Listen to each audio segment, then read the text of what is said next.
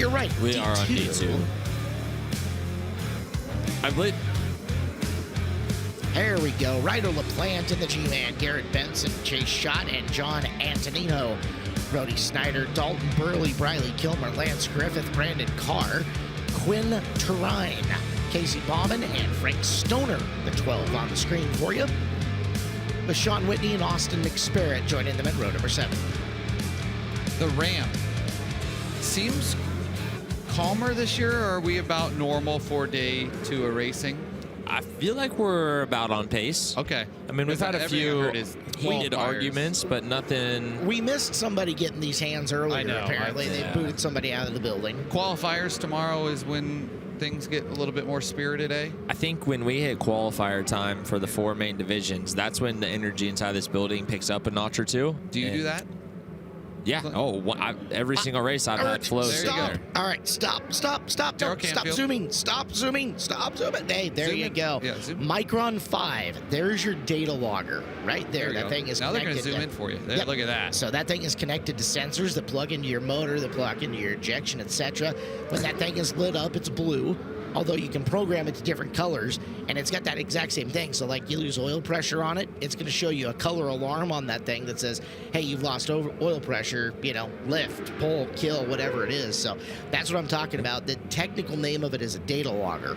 So, and it's pulling in, again, RPM, oil pressure, oil temp, water pressure, water temp, so long as you've got all the sensors and stuff plugged into the computer. And you can also take that information, plug it into the correct kind of camera. Some GoPro models will do it. The company who makes the Micron is called AIM, and they make what's called a Smarty Cam that literally syncs it up in like 2 clicks of a button. So as the data comes in and through, it makes a graphic overlay on your camera replay of what your RPM is, wherever it is on the track. It uses GPS to do that. So super, super cool technology. And like it is all over the place at Deming Speedway. You barely see anybody up there without a Micron at this point in time. This is the part of the program where you guys make me feel dumb because I know nothing about that. I can read a tack that says high and low, and from there on out. You guys, I would not you are. I am taking. Clint, you know me. Yeah. I am taking great victory in the fact that I knew something you didn't. Yeah. When it comes to a race car, that's fantastic. Caleb, did you see the text from Chris Moore? He found out that the Wi-Fi is a Don Gould version of a data logger. I did not. Okay, so you've got a data logger. There you go. There we go. Thank I you, hope they Chris don't Moore. explore it. The more we know. Bum, bum, bum, bum. Bum, bum. Reading Rainbow. Hey, D2 is underway. Race 220, fellas. Top 2 moving on, 10 laps the distance. Off and flying down the back straightaway. That's Ryder LaPlante, the black and green car. Look at he. He's got the early lead on this one. John Antonino and Chase Scott are the guys trying to get down and by him. Antonino surging forward.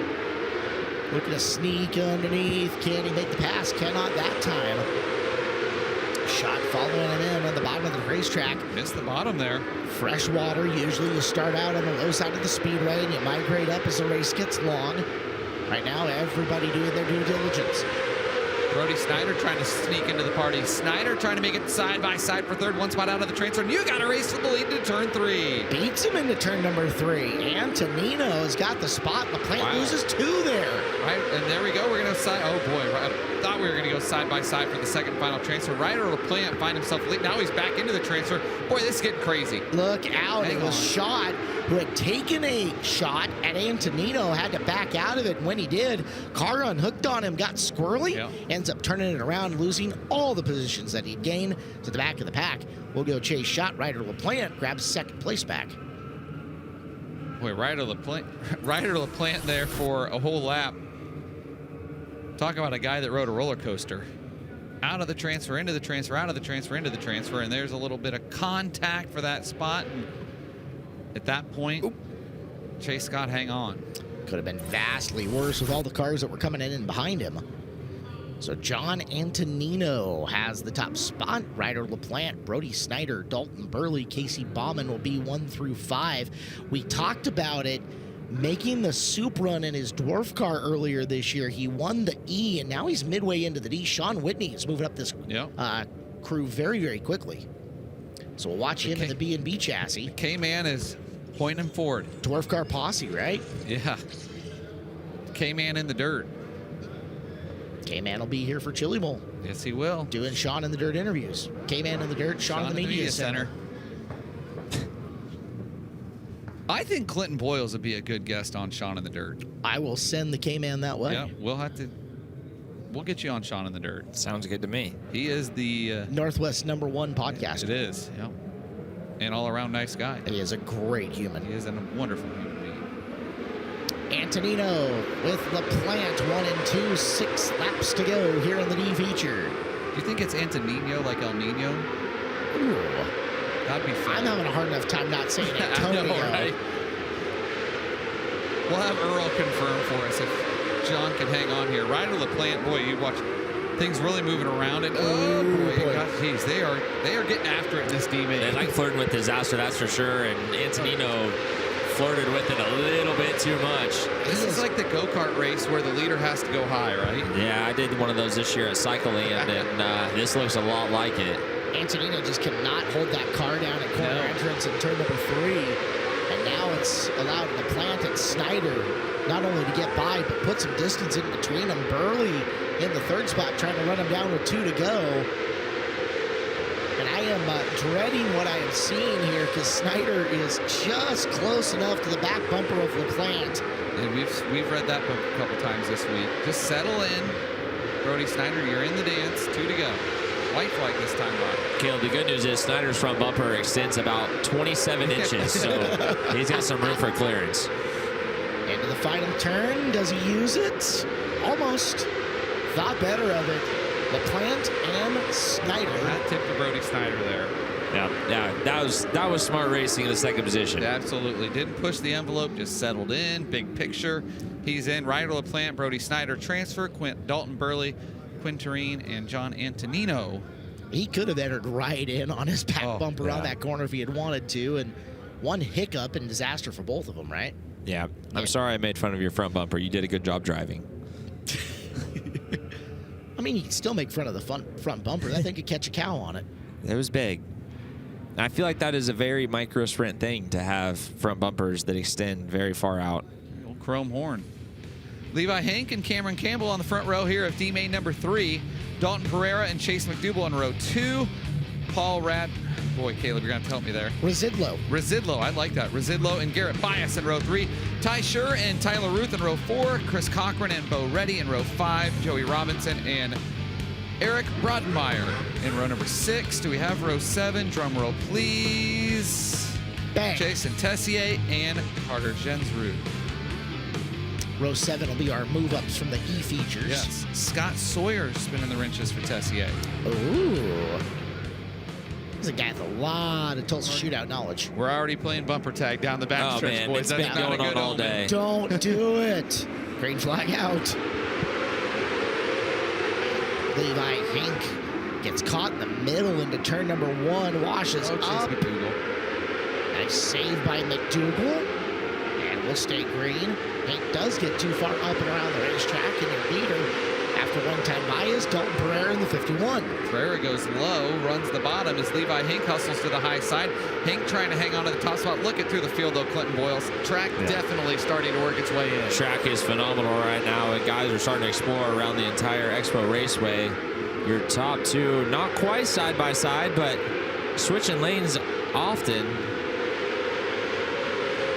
We'll see if your 3rd place runner Campbell can dial up anything for Levi Hank. A slight mistake there by Hank allows Campbell to close in. Man, the horsepower Hank has down the back straightaway is insane. Caution flag on the speedway with one upside down. That's the 32 of Jason Tessier.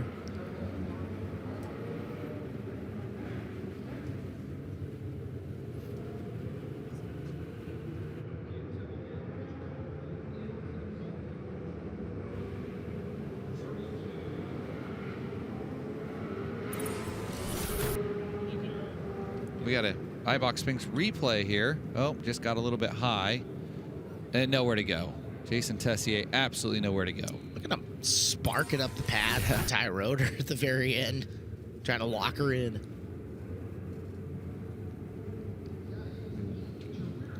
We're watering the concrete out in front of us. It's been going on, I think, most of the day. We're cleaning Not the NOS sure. energy drink signs off. Oh, is that what we're doing? Allegedly. Oh, Lauren will be happy. Yeah, he is. It does appear to actually be cleaning. It does appear. I mean, not that they were super dirty, but Chris, you're going to be much more interesting than what we're talking about right now. Go ahead. Thank you, Blake. Ryder LaPlante, Ryder, start up front, fall out of a transfer spot, race your way back into a transfer spot, but it did seem like you need a little bit more out of your race car as we go along here.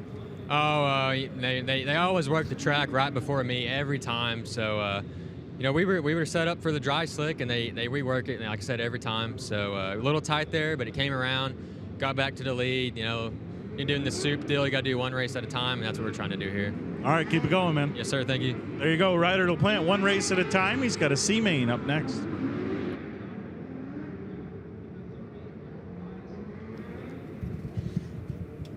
We're really intrigued what's happening in front of us. Sorry, Caleb. Well, let's kick things to Brian Ward real quick. Yeah. Brian, you were the one who pointed out that, unfortunately for Jason Tessier, he should be done. You saw something broke on the left-hand side of that car.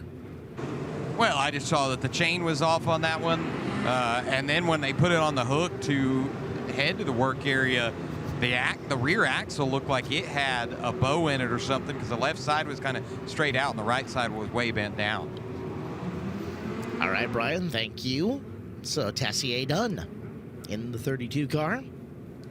Can unhook the air hose and call her a day. A lot of places won't water concrete. We'll give it a shot here at Tulsa. You think that grows new concrete? We would have the most concrete in our area. Yeah, we would.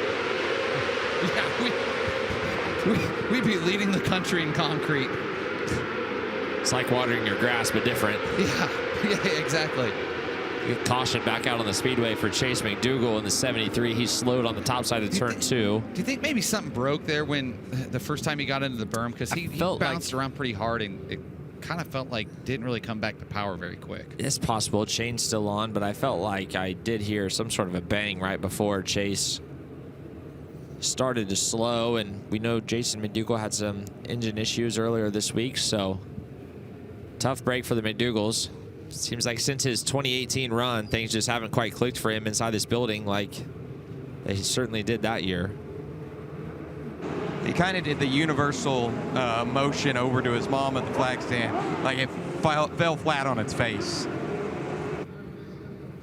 Thank you very much, Brian.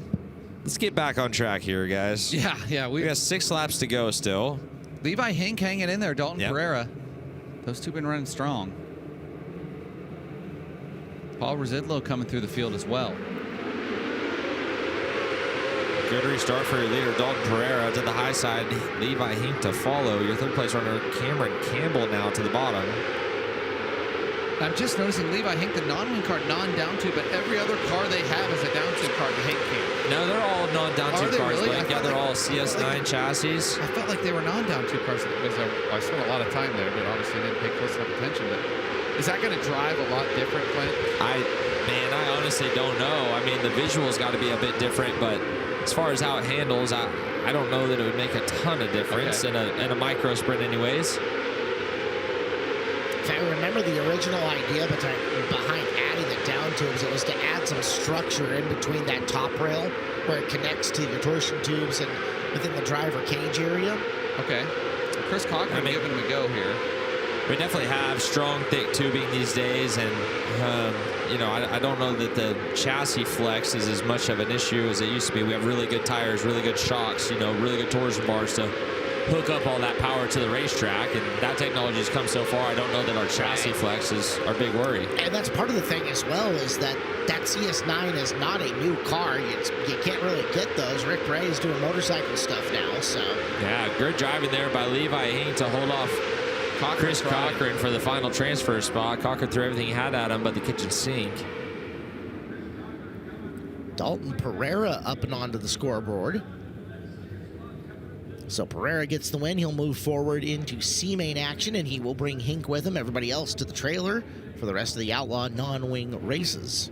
It did not make it through.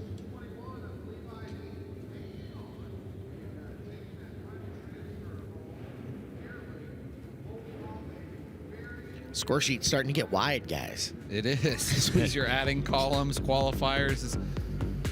It's keeping up with the Joneses. That's right. Cujo, Curtis Jones, and Quinn Jones up on the front row. Mickey Bullock, Caden Mitchell, Dalton Moss, Aiden Gatewood, Kaylee Esgard, Nolan Bartley, Chris Counter, Kyle Heflin, Philip Cordova, and Ryder Wells are the guys who qualified into this D-main based on their point score through the heat race. And row number 7 is Graham Huffman and Bruce Newland Jr. I'm excited to see what Graham Huffman can do here, because remember, in his E-main, he won by like 5 seconds. He was ripping. He was. We have a really conducive track for good racing right now. Saw how high up in the corner Pereira was getting in turn 1 and 2, and that was giving him a lot of launch down that back straightaway. He kept a lot of momentum up.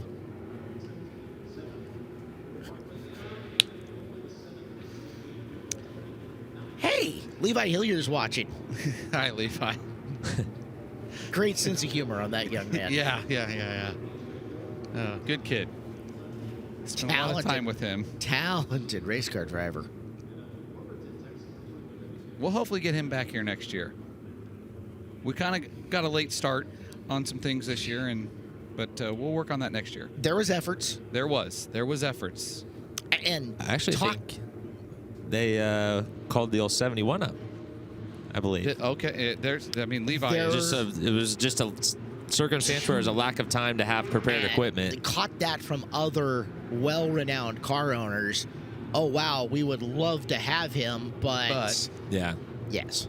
Earl Hoon, what do you got for us, big guy? I got Dalton Pereira up here, buddy. You're going to stay alive here, and you're going to move on to the C-main. You just told me you don't like soup, but you're going to have to like it here this week, and that car looked real fast. You're moving on.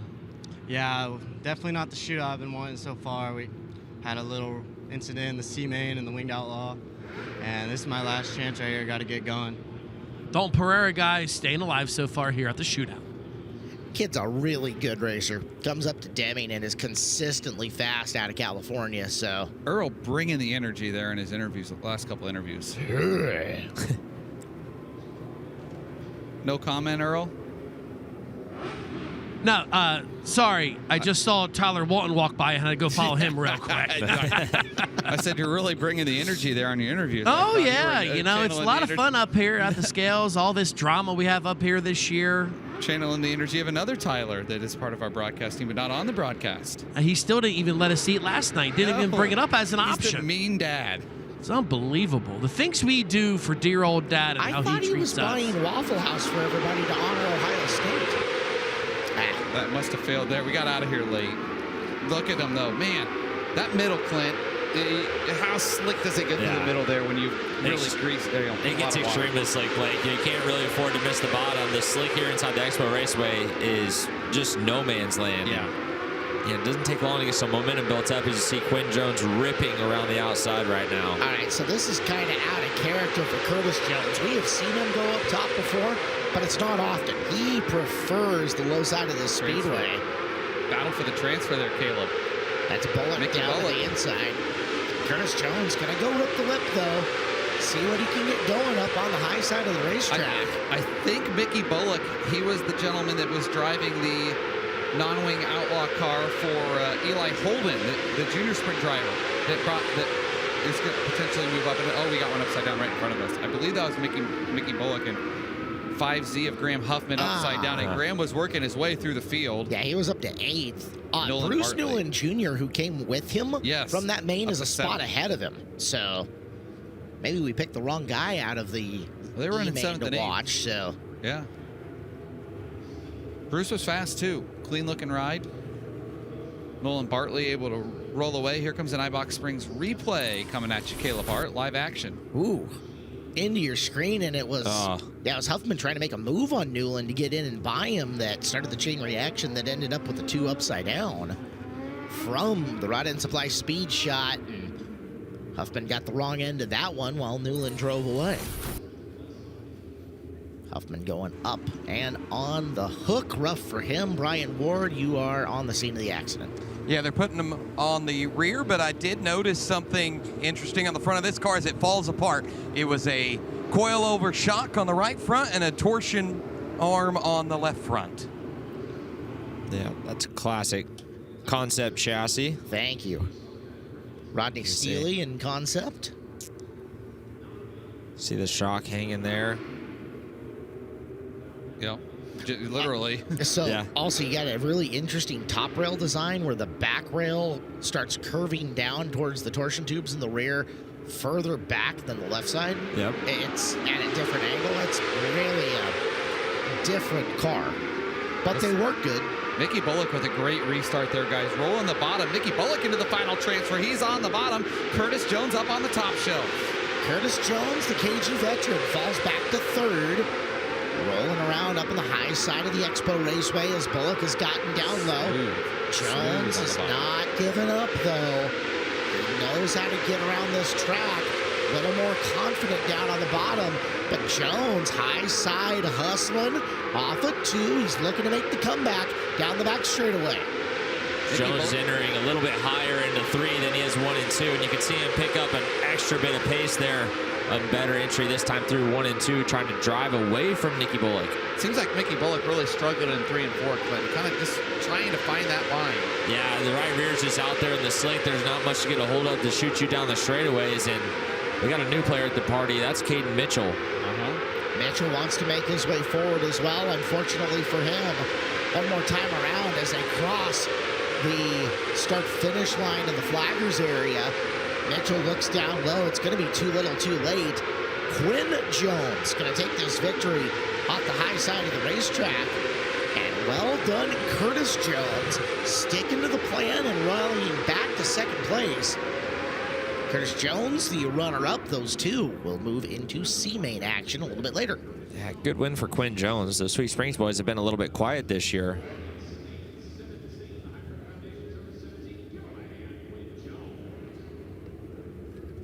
Sean in the Dirt says he's interviewed Clinton once and last year, and he'll get you again. So Anytime, maybe, man. if Sean in the Dirt got him, maybe the K-Man will get him here.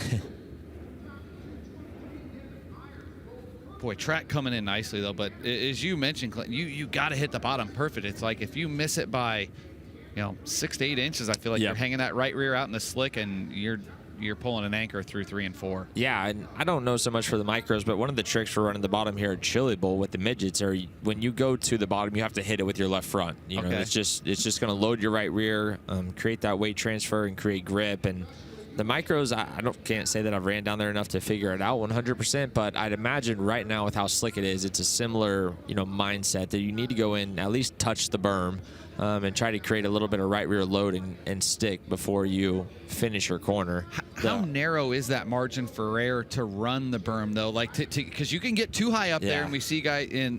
You're shooting for a 6-inch window there that you're trying to hit every single time to be perfect. And the hardest part about the micros that I find are that the chain kind of binds you up from right front to left rear. So your left rear corner doesn't just drop in as your left front is on the berm.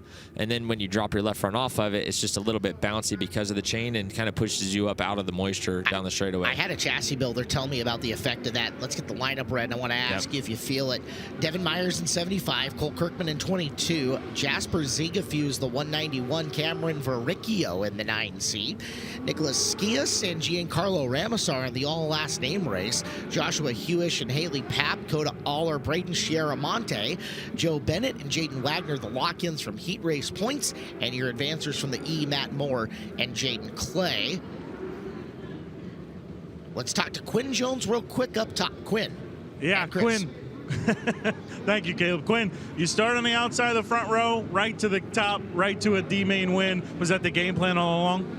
I mean, honestly, the game plan for this one was just make sure my car runs. I mean, I've been battling fuel issues all weekend and kind of put me in a hole. I mean, trying to dig out of it now, obviously. But, yeah, just that's about the only place I knew where to go. I feel like Curtis was going to run the bottom. He's pretty known for running down there. So I just took a shot in the dark and, cue ball was spinning some wrenches on there, got the car a little better, and hopefully we can keep going. All right, good luck. Thank you. There you go, guys. He's got digging to do, but he's got a good shovel after that. So Clinton, the effect that they told me is that with the chain and how it runs, it almost gives the left rear a feel of trying to be sucked underneath the race car at points in time. Yeah, I mean, and that certainly could be. I feel like when you get your left front on the berm here, it wants to teeter, right front to left rear because you don't have that extra, shock length. You don't have the chain doesn't allow your left rear to drop into the racetrack where you at least have 3 tires on the ground digging. So it's just hard to create that balance and consistency all the way around if you get very sideways on the berm. But I can see, like, when you do put your left sides in some moisture and, you create that grip when the chain is pulling the left rear tires down into the dirt, I can see or feel that sensation of your left rear driving up underneath you. Whereas opposed to the midgets, which are all a center drive driveline concept, there's nothing to prevent the left rear from getting that droop when you get that left front up and onto the berm, loading that right rear tire up. Yeah, way more left rear top out, so it just settles down in the track nicely. And as long as your left front can close up enough or you don't have too much spring rate, it's not going to just shove you off the berm. So yeah, it's tricky, but that's what makes this place so cool, and limited laps here every year, obviously, and so it's hard to kind of figure out how to do that. Green flag here in this teammate. Devin Myers, that is the competitive performance house car, down on the bottom, going wheel to wheel on the back straightaway. Oh, makes his move up to the top without a whole lot of room to do it. Across Kirkham he comes, and that allows Ramasar to get in on the low side of the speedway, and Kirkman going to try to follow him for the final transfer. He'll do it. Devin Myers threading the needle up there on the high side. Boy, 3 cars battling for 2 spots as we're nearly side by side for the lead into turn 1. Haven't had a chance to talk to Ramasar yet here on the weekend, but running a good race out in front. Kirkman trying to banish him to the 2nd spot as Myers, high, wide, and handsome, trying to hold on the high side. Committed up there for the time being as Kirkman makes the move to the top, trying to pick up the lead. Surprised to see these guys on the top side of the racetrack. We got some fresh water down around the bottom also, and that's allowing Ramasar to kind of check away to your field as an engine definitely going sour somewhere in your field. Ramasar puts the right side tires right in the slick though, and now the momentum belongs to Kirkman up and off the top, looking for a new leader, and there it is. I think Ramasar is maybe the engine that's going sour. Somebody is definitely off timber. We can hear it here in the Brian Kapinski announcer's booth. Let's see if Giancarlo Ramasar can hang on, though, with 4 to go this time by. I am not going to be surprised if we don't see a puff of smoke or him pulling to the infield here. And now Devin Myers hunting a transfer spot up and on the top. He is hoping that it's Ramasar that's blowing up. His pace definitely slowing down. Back straightaway as Myers closes. Up and on the high side, right rear up on the cushion, down the front straightaway. Battle for the final transfer with 2 to go. Ramasar down low, Myers up high off the 2nd corner. There goes Devin Myers. He'll take the final transfer. Giancarlo Ramasar, his lap time's the last handful of laps, Caleb. Oh, boy. Yeah. Mistake for Myers. Myers had a horrible turn 3 and 4, and it might cost him. Back straightaway, Ramasar hangs on long enough. Kirkman wins. Ramasar takes 2nd. You can definitely. I'm still not sure whose engine it actually was. I think it's Ramasar, because when he kind of went by himself there, Giancarlo went ripping by, and that thing definitely has an idle rumble to it. Yeah. Cole Kirkman and Giancarlo Ramasar are going to move on. Devin Myers gave it his best shot. How about Matt Moore? From the E, nearly transferring, just came home in 4th, and Jaden Clay as well. Wow. Jaden Clay and Matt Moore. We've had some drivers try to make their way through. These are good fields that they're trying to carve up. We haven't seen that would have helped all these guys out is about a mid-race caution, right? Not that we want more yellow flags, but it would have played in big factor there. Yeah, it would have. Ethan Stevens and Avery Morgan, L8 and 07A make up the front row of D-Mate number 6. Brent Shoemaker in the 4, Derek Hagar in the 9J, row 2, Eric Jennings 14E, and Cooper Williams 99X, row 3. Michael Branham in the 8D and Dustin Tessier in the 12I in row 4, row 5, Evan Garvey and Luke Hinckley, Garvey in 97G, Hinckley 55N. Leroy Boone in the L33 and Daniel Smith in the 28S in row number 6. And our E-Main transfers coming to you in row number 7 are, drumroll please, Joy to the world. Lights came on, Mike Grennert in the 4X and Patrick Lundy in the 10L.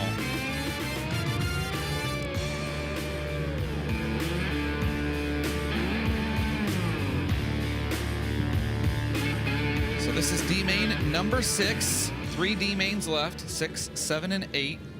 As always, 10 laps of distance, 2 cars staying alive.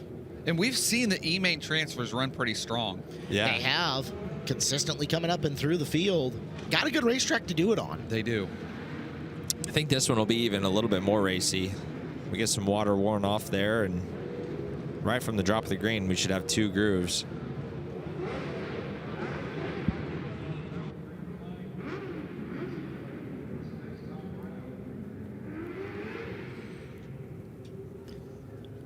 Pacing slowly down the back straightaway as just a few more Ds to go before we're into C mains here tonight at the Tulsa Shootout.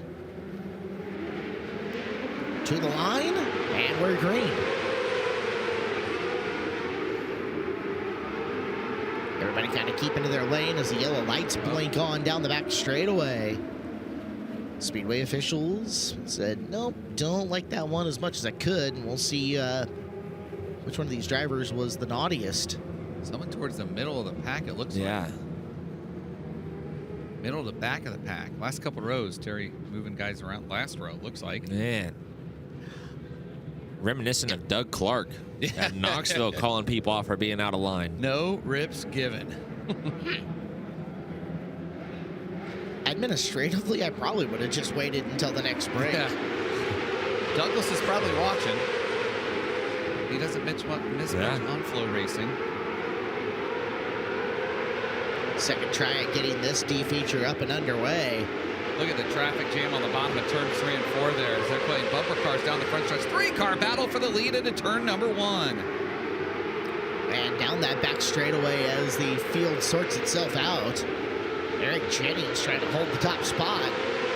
Jennings followed by Morgan, and then Stevens 1, 2, and 3. That's Tessier in the 4th spot.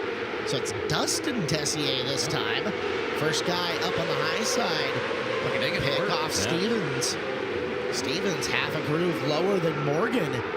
After him, coming down the back straightaway, Avery Morgan in danger as Dustin Tessier smooth off the high groove. Can he find the way around as he goes through 1 and 2 once again? Cooper Williams coming with him on the high side of the 99X car. Keep an eye on that 99 car, ripping the high side. Oh, as Tessier stumbles a little bit. He'll make a big run, though.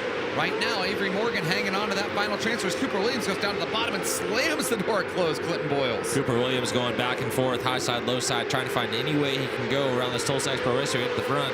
Meanwhile, Tessier's got to get his prop plane wound back up if he wants to make a charge of this final transfer. Williams has got a really good race car balance that can run any groove, but Tessier made the mistake early, is now putting consistent laps back together and trying to run down Morgan. Unfortunately, he's bringing Williams with him. That's going to be a complicating factor here as we're beyond halfway. Next time by, 2 to go. I thought Avery Morgan missed the bottom there, Clint. Yeah, a little bit hanging it out. You can see a lot of steering wheel input, and the back 2 are closing in on Morgan. We got 2 laps to go. This one's going to get exciting. Trying to squeeze up that advantage on the exit of turn number 2. They come to the white flag the next time around. Blake Anderson, 1/5 of a mile to decide it for the final transfer.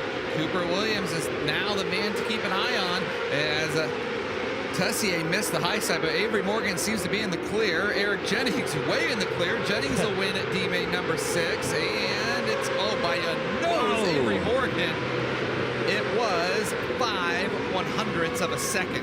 That one got way closer than I thought it would. Way closer. I thought off of turn number 2, Clint, that Avery Morgan in the clear. No problem doubter. at all. It looked like it was done. Even fooled the production truck. Jennings, Morgan, 1 and 2. Up top we go. It sounds like Cole Kirkman is up at the K1 Race Gear top of the Duke ramp. of Earl. Yeah, guys, I got Cole up here, and him and Devin Myers exchanged some words up here. Give me a reason why. Why were you and Devin not happy with each other? Just Devin on the first lap tried to stuff me in the fence. He heard me coming around him, and he just decided to go around and come all the way up the track. But it's whatever. They're behind me now, so let's move on, and let's try to work our way to the front here in the C and hopefully keep our Outlaw non-wing alive. Like what Cole said, guys, he's moving on. Kirkman forward with some words.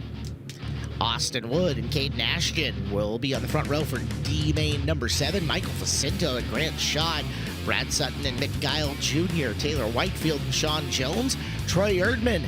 That is Layla Eisenshank, Cohen McDaniel, and J.P. Amore, the 12 lock-ins from the D. And Cameron Paul and Grayson Springer are going to be coming up from the E main. Austin Wood, a guy I'm wondering if we'll see him at Skagit this year. He ran some 410 and 3. I think 410, ran some 360 stuff, I know. We got a big 360 race at Skagit this year. We have a big 360 race at Skagit every year. We do, but it's big this year. It's bigger this year. $26,000 American dollars to the winner of that one. The highest paying 360 race winner's purse in the country. Nice. Love it. Hopefully we'll see Clinton at Skagit in late August. Man, I sure hope so. I talked to your driver, and he yep. said you guys got some decisions to make here in the next couple of weeks. I was texting with Hunter today, mainly during your runs. Yeah. We're talking about how just impressive it was. Kind of excited you get to hang out with family again all year. Man, it is. Not to touch on it too much, but I feel like since Hunter and I last worked together, he's, got to go venture out with some different crew chiefs, almost learned to become just a driver, but he was his own crew chief a long time before that. And in the meantime, I've got to work with other drivers, and I know that I've become, way, I don't want to just say a better crew chief, but I've learned so many more things, to apply and experienced. A lot of experience, yeah. And how thick is your notebook now? It's a lot thicker than it was when I started with Hunter, that's for sure. When I started with him, it had 0 pages in it. So I think there's a lot that we'll be able to accomplish together, and I'm excited to have the family back together, and we're both extremely motivated to go out and get some wins this year. After this weekend, there's not going to be a lot of wing sprint car drivers in the country that can say have a crew chief with a golden driller. Yeah, maybe. It's not just Hunter and I motivated. Tony and Jen Vermeer are also motivated, and they need to be included in that also. Drop of the green. D-main number 7 is rolling around the Expo Raceway. 2 cars are moving forward. After lap number 1, it's a good battle up front, as it has been for a lot of these D features. Austin Woods 2A down on the bottom of the racetrack, and 0-1 climbing the wall, but bringing her back down. Taylor Whitefield.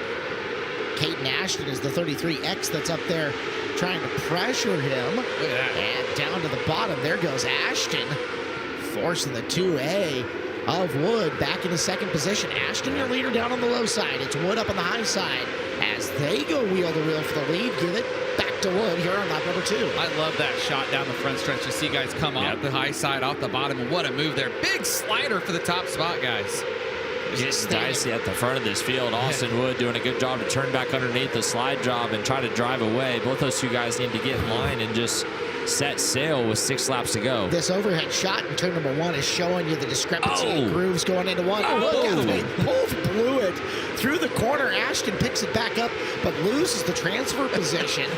We thought it was going to cost Wood. It ends up being Ashton who gets the worst of it. Clint, do you think that maybe Caden Ashton was the response to what happened to Austin Wood getting tied up on the high side because Austin stumbled? Without a doubt. We talk about wheel spin, and Austin Wood stumbled as soon as Ashton lifted. Then, you don't have that wheel spin. It's easy to do, and, so much of your pace is judged off the car in front of you's pace. And so, tricky situation there. And luckily for Austin Wood, he still got the lead, and not that many laps to go. Beneficiary is going to be Brad Sutton, who took over the runner-up position in the final transfer spot. Austin Wood down to 2 laps left. He is ripping up there. Pushed the lead to almost a second and a quarter. Caden Ashton trying to close in on Brad Sutton, but boy, time running out. Austin Wood is absolutely ripping on the high side right now. And Clinton, he's kind of attacking that cushion a little more so than we've seen some other guys do. Really aggressively getting into it early. Yep. But you never see that hiccup in the middle of the corner except for that one time. Kind of the Eldora effect. The closer I am to it, the less it hurts when I hit it. So just stay up there. It's a J.B. Barnesism that he taught me. Wall hurts a whole heck of a lot less if you hit it from the outside as opposed to the inside. So Austin Wood and Brad Sutton going to transfer. Caden Ashton, Sean Jones, and Trey Erdman, your top 5. Chris Moore, you're at the top of the ramp. Yeah, thank you, Blake. We just saw Austin Wood pound the top. Eric Jennings, complete opposite. Roll the bottom. Car looked really good down there. What did you think? Yeah, it was good. Winning the D there, it's a confidence booster. I got got to thank Bob Henschel and Perego for helping work on the car. I'm the slow guy on the team, but yeah, they said roll the bottom. They made it look like a modified. Hey, well, if you can do that a little bit more, maybe you'll make your way through C too. Yeah, absolutely. We're gonna be starting in the back, so it's gonna be tough. But yeah, it's a great time here and having a good time. All right, there you go, guys. Another one of our Empire State drivers. He sounded indecisive, Chris. Was he having a great time or was he having a good Both. time? Yes. Can you do both? Maybe somewhere in the middle, and he just didn't have the word for it. All right. Maybe it's just starstruck like Chris Moore. Who isn't?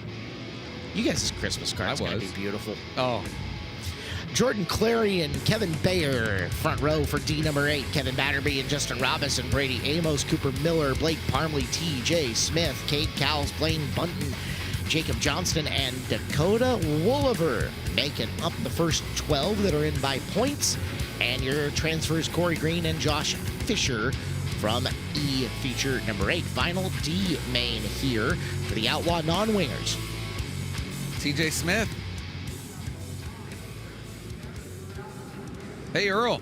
What's going on, brother? Well, I got to get Austin Wood back over here as he's moving on. Dude, you had a little scary moment there in turn 4. Tell me about it. Yeah, I always got to scare the crew guys a little bit. Yeah, I just got her in a little too hard. First time back in this car in a while, just upset it a little bit. Austin Wood, guys, he ain't scared of no big old curb we have out there. Probably more scared of Earl than he was the cushion. Is he a ghost poster? You can tell he's been hanging out with Emerson Axel, judging off his hairdo. Oh, cars all over the place here in teammate number 8. Kevin Bayer up front in a D feature. Who thought we'd ever say that? Jordan Clary sitting in position number 2. Yellow. And one upside down. Is that... I don't know. Amos is 16. Just a guess. And... Cade Cowles in the 9. 60, Caleb. The 9 cars who drove away. Brady Amos is 16. Amos. Good cookies. Cookies are delicious. Great cookies, Yeah. Blake. Great cookies. They are. Let's get a look here, Caleb Hart. All right, Ibach Springs replay of the action. Get into the corner, and never a good thing when your front of your race car is pointed towards the Ryan Kapinski announce booth at the apex of the turn. Man, guys, it's a tough cushion. And it's big. I know I talk about it, but just look at these guys standing next to it. It's above their kneecaps, and it is not going anywhere. And it didn't take long to get there because early in the morning it was like a third of the way up the racetrack, and it felt like 5 to 10 races later it was on the fence. Brian Ward, you out there? Yeah, I've been checking out Amos's race car. Looked all around it. All 4 corners were good to go. He was having a little bit of trouble getting it rolling. They had to push start him. It was almost like the chain was kind of sticking on something. But once he finally got it pushed and rolling, got it fired up, and we'll tag the rear of the field. That car is still raceable. And next time you get a chance to be up by the cushion, can you check on something for us? Check and see if that cushion is hard packed up against the wall to the point where it's darn near unmovable. I'll tell you right now, Caleb, it is. That's what I'm thinking. It's not going anywhere. It's like smashing into a concrete wall. I will take a look at it as soon as I get up there. But Amos drove around and then pulled to the work area, and he's going to get pushed up. So something was catching on that chain. I'm not sure if it was up at the engine. I didn't see anything bound up back at the gear. So they'll go tend to it, but he'll be done. Hey, guys, real quick, don't forget Brady Amos. His day continues to be a tough one. Remember, he was the one at the top of the ramp who was ready to scrap with Colton Hardy. Obviously walked away. Yes. Cooler heads prevailed, but he was involved in that deal as well. So he has not had a very fun Tulsa Shootout thus far. Colton Hardy wasn't ready to scrap. His hands were in his pockets. Hands in the pockets. He was cool as a cucumber. I would say violence is never the answer, but occasionally violence is the answer. Words of wisdom from Caleb Hart. You're welcome. Tell you who I learned that from? Kelly Hart. Lisa Dines. Lisa Dines. Oh, that's now that doesn't surprise me. Kevin Bayer up front. It's just a lap of the 10-lap D feature into this. TJ Smith's in there, guys. His transponder not ticking, so you won't see him on the scoring, but he is rolled around in 4th. It just hit for you. Asking you like shall the receive. voice of God. Don't say that. Are you race car Jesus? Not even. Not to be sacrilege. Bayer, Batterby 1 and 2, Clary 3, Smith 4. TJ Smith, owner of a Golden Driller, down to the bottom, looking for a spot in the restart. He's got 3rd, possibly 2nd at the exit of corner number 2. Downstairs, upstairs, TJ Smith to a transfer spot. Look at him through the field there for 3rd, 4th, and 5th, trying to go 3 wide, maybe trying to go a pair side by side.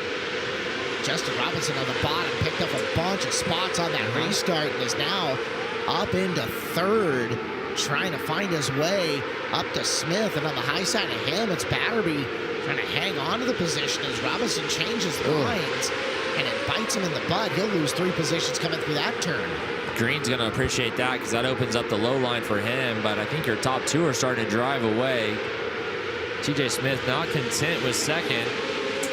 Yellow flag. We're getting a stoppage here, and we get a stoppage in the worst way. Ron Wiegert gained quickly on the scene, just in front of us, Caleb Hart. Watch them as they turn him over. Offending party is the 72.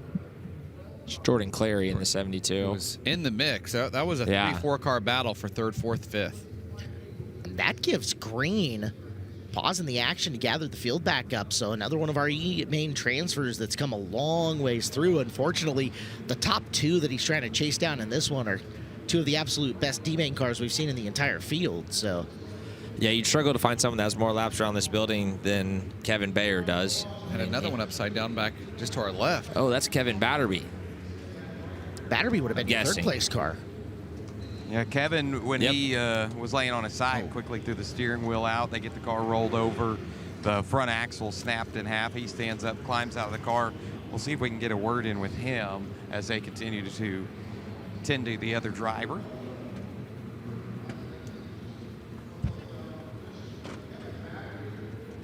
A rough one there, Kevin. Tell me about it. That was a rough one. I was having a blast running the cushion, letting it all hang out, and looks like it bit me. But thanks to D1, we'll get it put back together. All right, Kevin Batterby with a fairly positive attitude after a wild ride there. They're having to put some straps on it because, like I said, the front axle snapped in half, and even with the car on the hook and raised up as high as they can, it's dragging that right front, so they're going to try and tie it to hang it up so they can tow the car. And while I'm here, I'll take a look at this cushion, and yeah, it's I mean, it's a little soft up top, but about halfway up this cushion, it's pretty rock hard. I appreciate the fact that Batterby is comfortable enough to run pink wheel covers. I like the positive attitude. You know, a smile of, hey, we're just letting it all hang out. I just cost myself thousands of dollars in race car parts, but man, that was fun. That cushion reminiscent of some mid-2000s Kokomo cushion where it just builds up the wall, and if we had bigger tires, it may slick off as we go up. Oh. Yes. Dinner has arrived. We don't get this at home, Caleb, and I do miss this. Might the be nearest my favorite ones dinner. in California. Yeah, I know. Guys, I'm going to jump in here. I've got Jordan. Took a minute to get out of the car. How are you feeling? A little dizzy, lightheaded. Sucks. I should have been higher up. Hopefully, should have been in a qualifier earlier in the week and set myself up for a bad week. So we'll try again next year.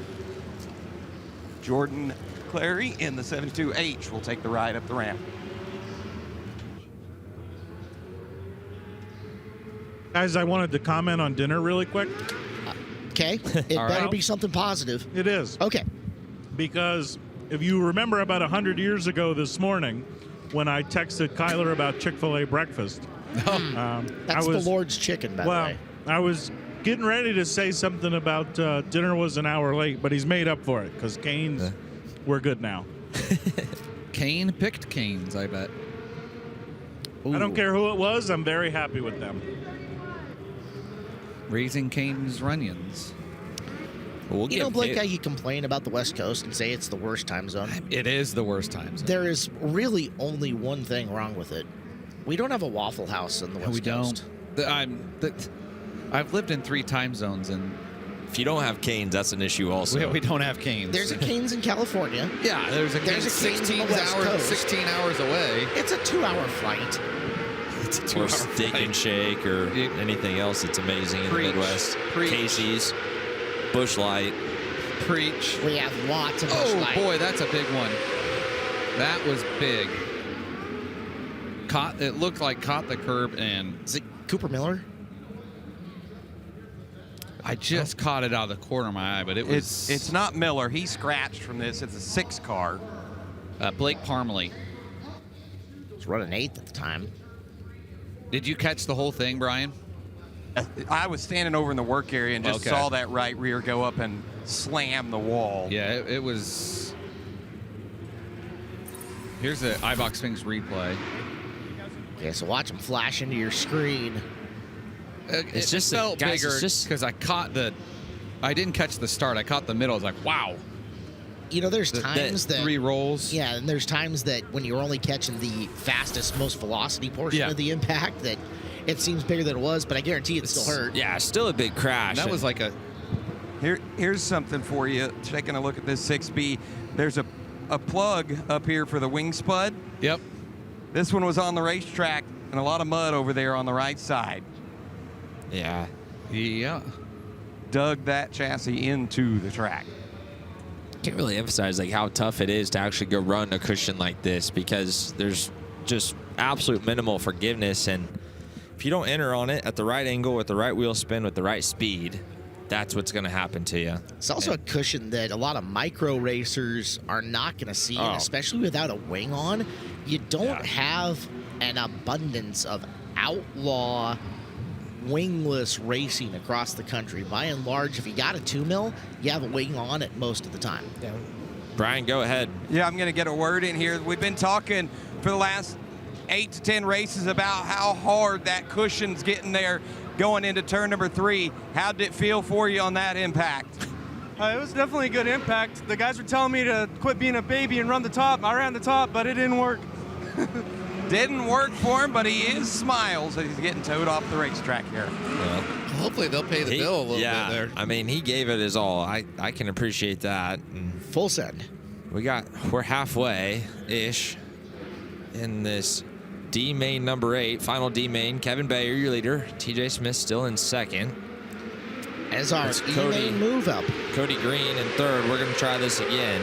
TJ Smith actually to the low side. He's maybe had enough of the top and keeps about the same distance as he has to the high side. Here comes Cody Green on the bottom. Green again trying to run the soup. He was the E-feature winner, and he's up to third, 1 spot out of the final transfer position. Smith on the bottom, and again, we know the margin for error in running the top right now. All it's going to take is one mistake. Smith trying to get back to the top coming out of the corner. Corey Green challenging him. Corey Green transfer out of the E.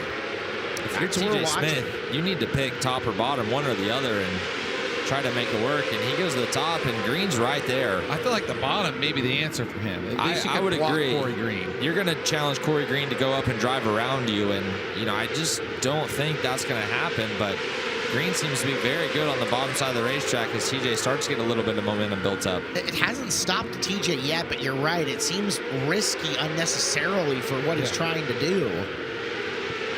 Although he has navigated the top side of 4 really well. As we're down to just 1 lap to go. That was the white flag in the air. TJ's found a bit more rhythm. Just needs to hit it one more time. Kevin Bayer been perfect for all 10 of these. Off 4 for the final time. Kevin Bayer, D-main number 8 winner here at the Tulsa Shootout.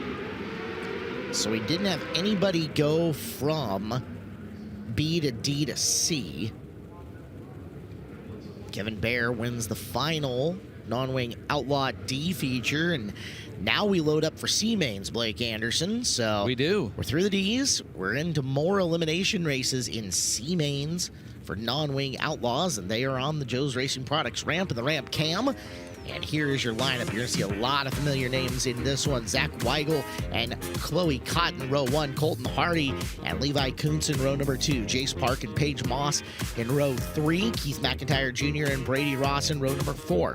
It's Cooper Flynn and Cortland Stevens in row number 5. Tyler Walton and Dustin Cormany in row number 6. Tile number 2, non-existent, as those drivers will roll down the ramp and ready to go. Tyler Walton in this one. Look out for Earl Hoon making his way into the picture just to follow him around. Yeah, he's at attention now. 32 races remaining, fellas. 32. We're going to get there. We are. By hook or by crook, it'll happen. Hey, Zach Weigel is on the Who to Watch. Race 227, what do you know? Race 227. Hey, Chris Moore, how you doing? Hey, Blake, how's it going? Got Kevin Bayer here. We saw some guys really make some big mistakes up there on the cushion. You never did, though. Why were you able to navigate it so well? Oh, man, I just have a really, really good car. This Apex is rolling nice. Blake Dacus has this thing tuned up. And, I can just roll out of the throttle, coast around there, and just stand on it, and it rips. All right, well, hopefully you can keep that rolling in the sea. Good luck. Yeah, thank you. All right, guys, there you go. One thing about the Apex chassis coming out of North Carolina, it's got a slightly longer wheelbase, Clinton Boyles. Okay. Typical wheelbase on a lot of these cars goes 60 to 61 inches.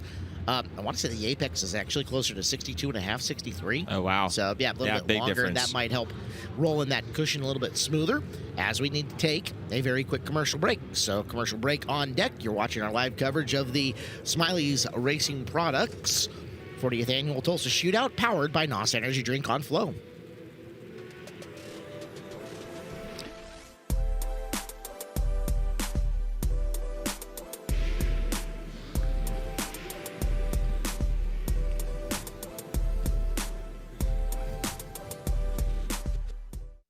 Go harder, faster, stronger with Rod End Supply.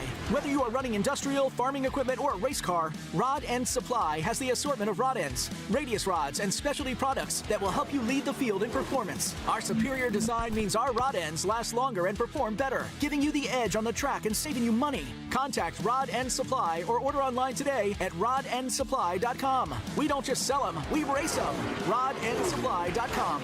Serving the racing community for over 30 years.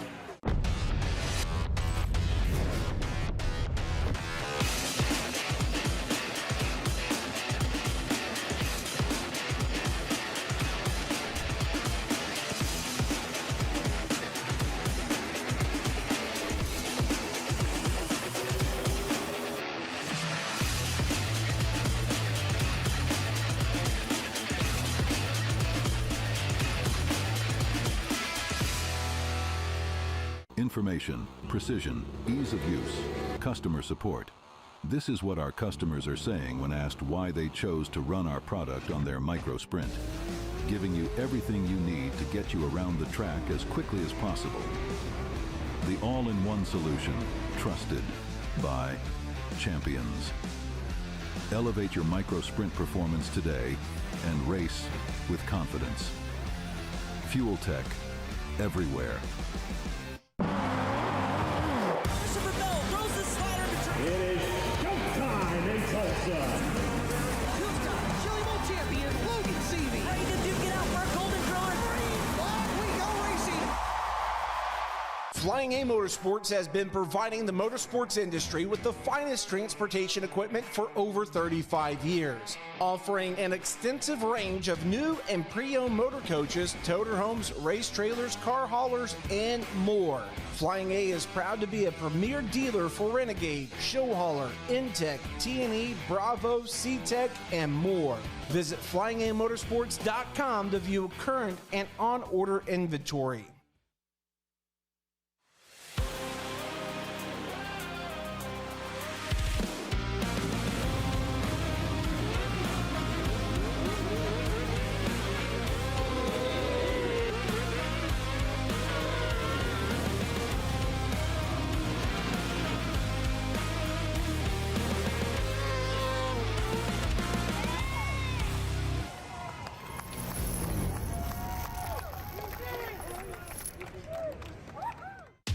This year, we actually get to race. These guys are sprint car drivers, stock car drivers, drifters. Here, they're going to drive something that requires a different sense of discipline. It's a group of 12 guys who are really good at driving race cars. Team NOS Zero Sugar. Team NOS Original. Team Sonic Sour. Team GT Grape. We're not sure how these cars are going to drive. Let's go racing. First, C-Main on the track for the Hyper Racing Outlawed Non-Wing Division here at the 40th Annual Smiley's Racing Products Tulsa Shootout, powered by NOS Energy Drink here on FloRacing. Our coverage brought to you by Hyper. I'm Caleb Hart.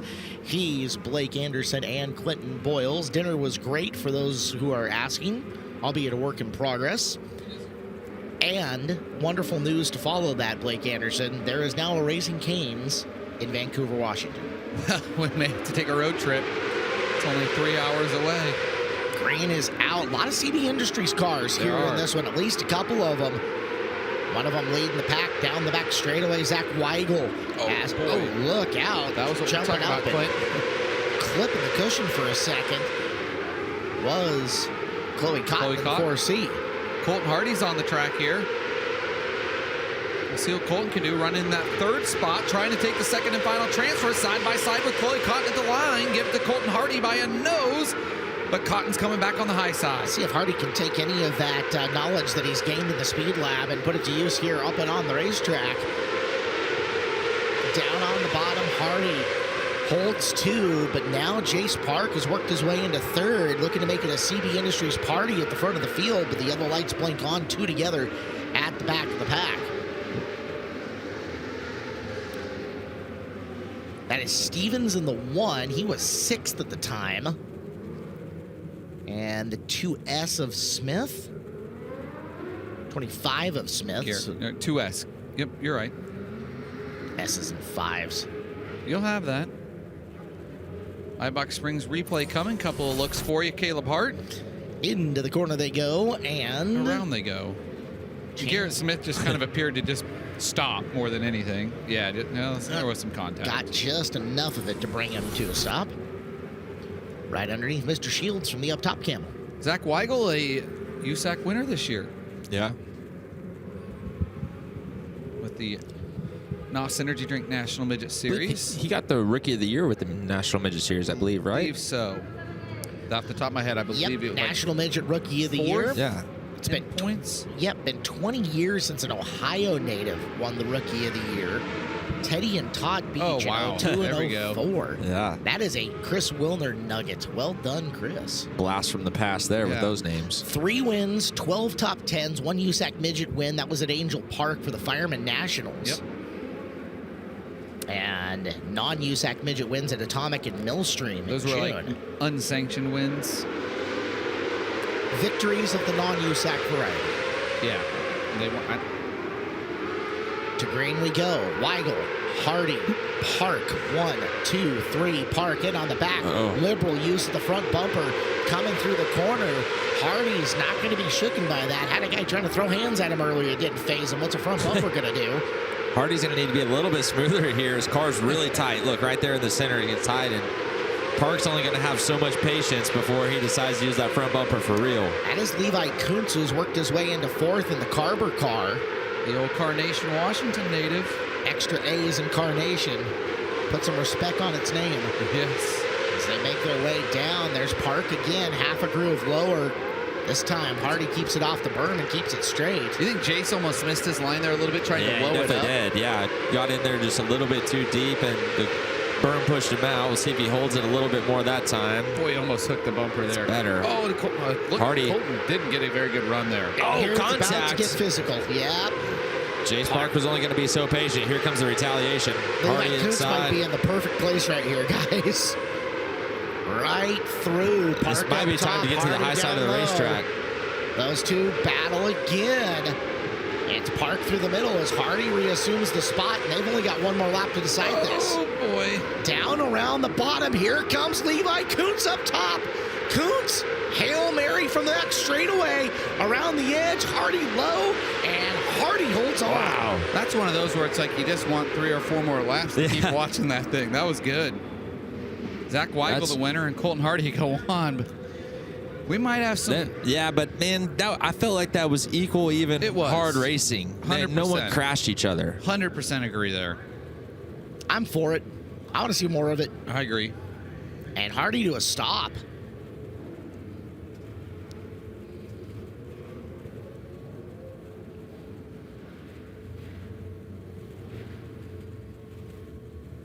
So the first C feature goes There was to some Weigel. hot fluid getting on his legs. I believe a radiator hose or something either came off or a lot of overflow.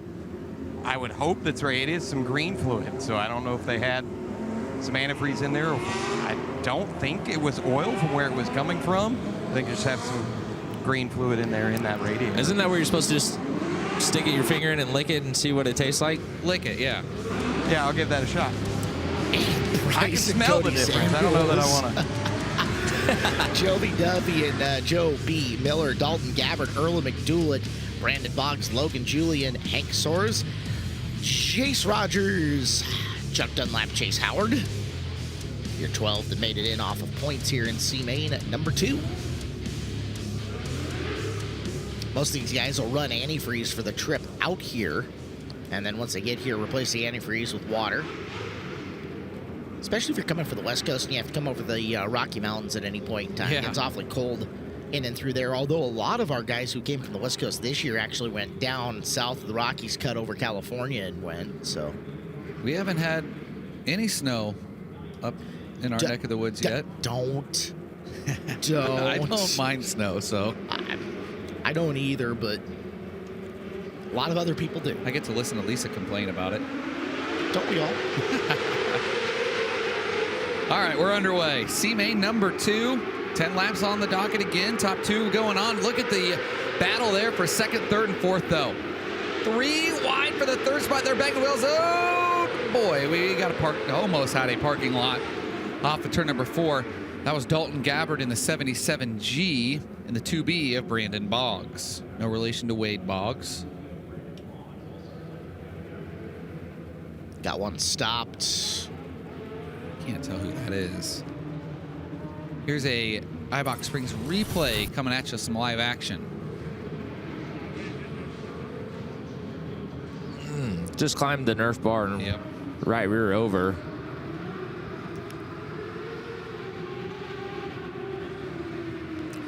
Car that stopped in the infield is the 37 of Joey Duffy. And I wonder in that incident where that right rear came up and over if it didn't knock the chain off. Take a look at his header, guys. Bent right in. That's an expensive header to be wadding up. Knocks off the injection. Way blown off also. So Duffy will be done. They'll re-rack them, restack them, have them 2x2 coming through the middle of 1 and 2. Yes, I will pay the royalties on that. Checks in the mail.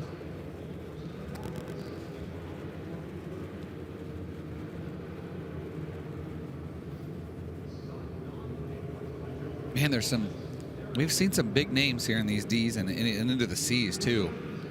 When you have as many entries and Outlaw non-winning as you do, not everybody can make it through to qualifiers. Only 112, so. You say, maybe if you're just tuning in, sounds like, 112 only? Well, when 112 out of 300 when something. you're knocking on mid-300s. Yeah. Oh, just wait until we start seeing the stock non-wing eliminators. So, redoing the lineup. Trying to get the guys in the right place. 6:22 here Central Standard Time.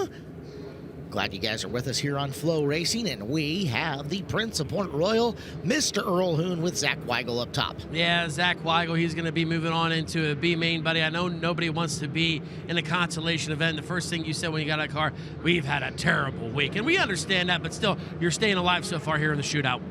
Yeah, man. We've had speed all week. I feel like the car's perfect every time I get in it, but just track blows every time I touch it, man. It's just single file every time. Hopefully they give us a racetrack to race on in the B main, but we have a ton of speed, and I hope we can get in a position where we can show it. CB Industries guys is staying alive so far. I respectfully disagree with Zach Weigel. This racetrack's been money. Green flag out here in C2. Aiden Price, your early leader. Following him is Joe B. Miller. Third place, that's Cody Samuels. McDougal, the first car out of line and up and around the high side of this racetrack. Down below him, Hank Soros trying to move forward, but front three down on the bottom, and they ain't moving, at least for right now. It's gonna be you're gonna be hard pressed to get around Joe B. Miller off the bottom there. Final transfer. Not an easy task. No, he's not going to make a mistake down there. I can bet all my bank account on that one. Exactly. You know, not that it's moving, but that top is a long ways around. It is a long ways around, Caleb, and the hard part is there's not a ton of entry grip to be had, so you have to back up your entry just ever so slightly. Watch how Joe B uses his berm. It uses, you know, just like I said, a little bit right there and a little bit right there. Yellow flag's out. Dalton Gabbard again. Can you expand upon back up your entry a little bit? Yeah, so you just, instead of entering wide open, you're going to roll out of your throttle a little bit sooner to just slow down before you get into the corner. And, you know, just start your rotation, everything when you need to, but you're just slowing down before you get through the entire straightaway to the corner. If you're going to do that, there's going to be a huge emphasis on not getting into that cushion, though, right? Because then you don't have the wheel speed to blow through it. Yeah, and I mean, that's why you have to back up your entry, like I talk about, because if you enter too fast, you're just going to, no matter, you know, what wheel spin you have, you're going to slide into the cushion so hard that you're either going to plug the front end over and crash, or you're going to bounce off of it and flip a little bit like that. Wow. Nose digging in hard on. Yeah, guys, I was about to see if I was hoping we had a replay on this because Dalton got some big air. They're going to have to actually do some fence repair here, too. He got into the chain link. It has it kind of wadded up. So we got a minute while they try and get the car. He's taking a look over the field here. Dalton, a wild ride. Tell me about coming into corner number 3. Yeah, it's getting treacherous up there, but I had no other choice after getting tangled up going for third on that early caution that we got caught up in. I knew I had to make something happen. We weren't going to be able to follow them all on the bottom, and I knew it was just a matter of time. We were just hoping we could make it there, but it bit me. All right, we're going to let you get on the side-by-side over here and take the ride back to the pits. Dalton Gabbard with some broken front end. He's got broken shocks. The shock mount on the right front is broke off the chassis. It was a hard impact. I don't know where else, Blake, you'll find someone that's willing to just, I say someone, a group of drivers collectively that are willing to just lay it out completely on the race, or like lay it on the line for the race in a C main for 12th place. Yeah. Like, these guys are willing to do anything it takes to try to get to the front on a 2-man transfer type deal. The Gabbards, I feel like that was a name we saw run a lot with USAC, I don't know, 5-8 years ago. They were living, I think they were living in Indiana, running a lot of USAC stuff, and then I didn't see their name for several years. Right. And I know they ran Canyon, I believe, for a couple years there. But good to see them back in race cars. Yeah. Always see 77, think of them.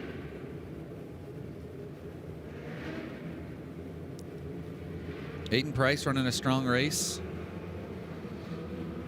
Joe B. Miller, as we were talking about, though, you're just not going to get a mistake out of him. No. He's just so smooth and steady. And Aiden Price has been so good all year long out at Millbridge Speedway also. Just building laps and experience and knowledge. He talked about how his family takes care of Owen Larson's go-karts out there. It's Greg Price, the dad out there. Is that right? Yep. Okay. So Aiden Price down to the bottom, close the door on Joe B. Miller on the restart, but coming up around the high side, Earl McDougal Jr. We saw how hard it was to run the top, and just one little skip is going to cost him a bunch of track position. Earl doing exactly what you have to do right here, because Joe B's not going to slip up, so you got to go where he's not and try to make it work. At this point, what do you have to lose to go high? Nothing, and he's just a little bit too tight right there. Needs to be able to carry some more speed.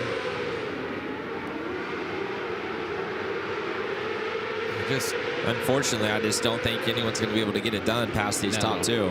just not working. I applaud the effort though, and you had to go up there. It's third going to pay the same as 12th in this, so you might as well let her eat.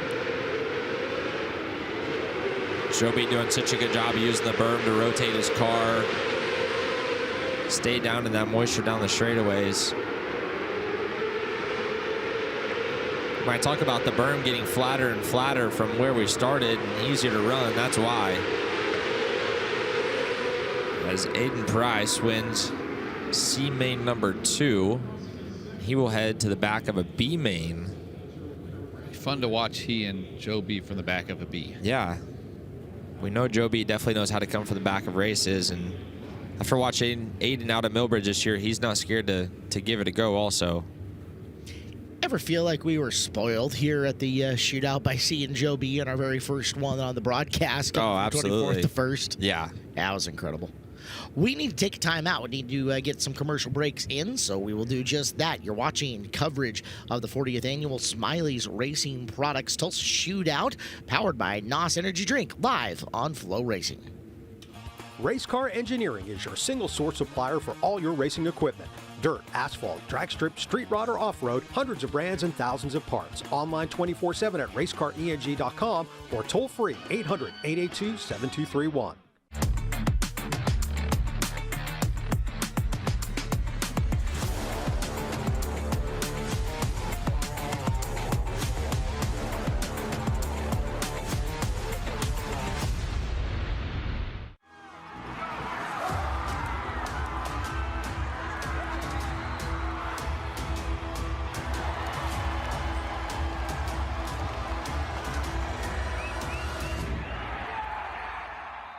In the world of racing, every second counts. That's why Gould Motors has you covered. We specialize in high-performance fuel injections that keep you at the front of the pack. We've been engineering state-of-the-art conversions for over 2 decades, built by winners, for winners. Whether you're a weekend warrior or a seasoned pro, our fuel injection systems are built to give you the ultimate performance on the dirt. Unleash your potential. Gould Motors. Fast, innovative, and reliable. Velocity USA is your ultimate destination for racing gear. From custom driving suits tailored to perfection to ready-to-wear suits, gloves, shoes, and helmets, we've got you covered. The new real deal. Need it fast? Not a problem. We've got the fastest production times in the industry. Our engineered fabrics are designed to keep drivers up to 20 degrees cooler than the competition, giving you the edge when it matters the most. Order your suit today at velocita-usa.com. Drive fast, take chances.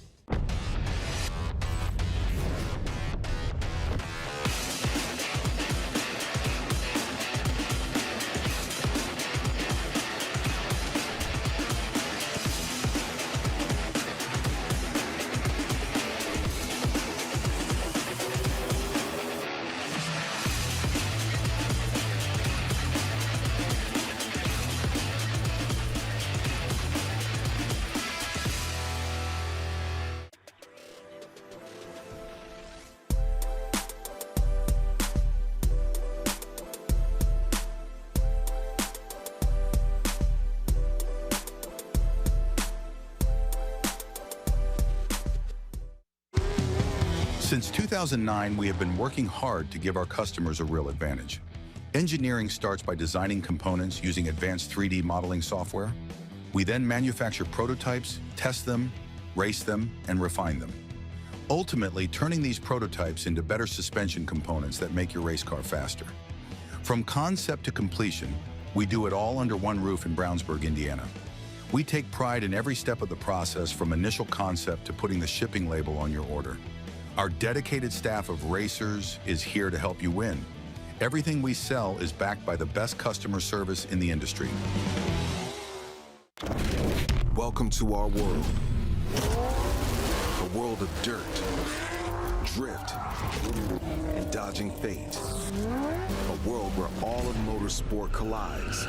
A world of digging deep, of grit, glory, and bitter defeat. Inhabited by the strong, the fearless, the barely sane.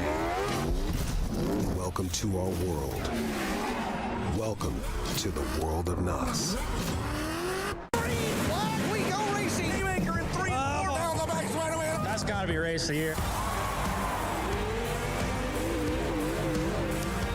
is showtime in Tulsa. It's Slide Job City at FJ Run-Ins Auto Speedway. First time Chili Bowl champion Logan Seavey. What a race! What a show here tonight! Welcome to the High Limit Room. This is what you say you're like 24. Let the games begin. Hello, Florida. Get ready for 6 straight nights of Winter Games 16 in February 2025. Barberville's Volusia Speedway Park presents the official kickoff to the USAC Amsoil Sprint Car National Championship season with a pair of days on February 10th and 11th. The action-packed racing week concludes with a trip back west to Ocala to finish strong with 4 consecutive nights at Ocala Speedway on February 12th, 13th, 14th, and 15th. Practice night at Ocala kicks off the week-long extravaganza on Sunday, February 9th. For more info, visit USACRacing.com. The countdown is on. The 2025 season is just around the corner. 6th February USAC National Sprint Car races await in Florida from February 10th through the 15th. Let's get after it in the Sunshine State in 2025. Welcome back, as we've got another C feature on the track for you here at the Tulsa Shootout. This is the Hyper Racing Outlaw Non-Wing Division. As in their C features, Eliminators continue here tonight at the Shootout. Caleb Hart, Blake Anderson, Clinton Boyles with you. As down the back straightaway on the opening lap, we've got a tussle. We got a car rolling to a stop. And thusly, we have yellow lights flashing on around the arena. The Velocity green flag was out for a blink of an eye, and now the Honest Abe Roofing yellow. And Carson Batterby, the yellow.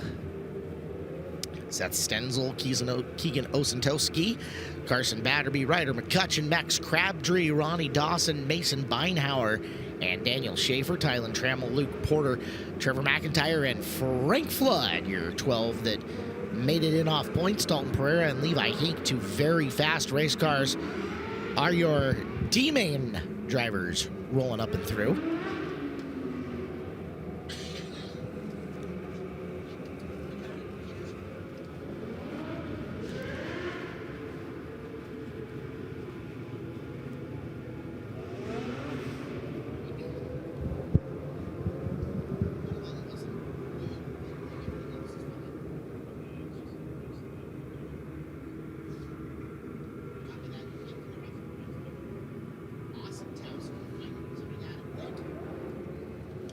Keegan Osentowski. I have pronounced that 17 different ways, and I just was never able to find him in the pit area. So, Osentowski. Interesting start there. It worked for Stenzel, but boy, going into turn 4, he was half a car length behind Osentowski. Top groove not good to Osentowski as he is fading something serious. Oh boy. From the outside of the front row, he has lost some spots, so backwards he goes. Oh, multiple cars together. Blake, when a mommy micro and a daddy micro truly love each other. But it's Daniel Schaefer there in the 78S. And Luke Porter, I believe. I'm not sure. I can't quite read that. But anyway, we'll go to the top of the ramp. Yeah, thank you, Blake. Aiden Price here. Aiden, we just talked, and you said it's kind of nice when the track's pretty tough to pass on and you start on the pole and you were able to take advantage of that. Yeah, you know, I saw him water the bottom before there, so I figured we'd be pretty good. Don't have an Outlaw motor, so didn't plan on running the top, but our lineman stock motor sure hanged on. All our sponsors have been great to us this week. Kelly Co., K1 Race Gear, always with the awesome suits. WR1, Patriot Auto Group, Stand First Foundation, Mega Plumbing of the Carolinas, and the Wise family, hauled our stuff out here. So big thanks to everyone. And the good thing is you're done for the night, which means no more lower mains, right? Yes, sir. All right, there you go, guys. Aiden Price looking to keep things rolling. He also told me to make sure that he wants to say hi to Chris. I don't know why he didn't say it himself, but he wants to say hi to Chris Wilner. So. Turn around, see what's happening behind you there. Daniel Schaefer up and out of that car with some speed. That might be one where he's waiting. Yeah. We'll find out. I'm wondering. Seems like the longer you wait, the less you really want to wait, though. Unless you're Ricky Stenhouse Jr., but he got trapped. Yep. Slick Rick got trapped. That might have made him more mad. Yeah, I know. It would have made me more mad. Like, just get me out of here, especially when you're that close to home. Yeah, go ahead, Chris. Daniel Schaefer said the track's not ready and he's not tearing his race car up because they didn't want to wait to run it in. All right. There you go. To each their own. We go green.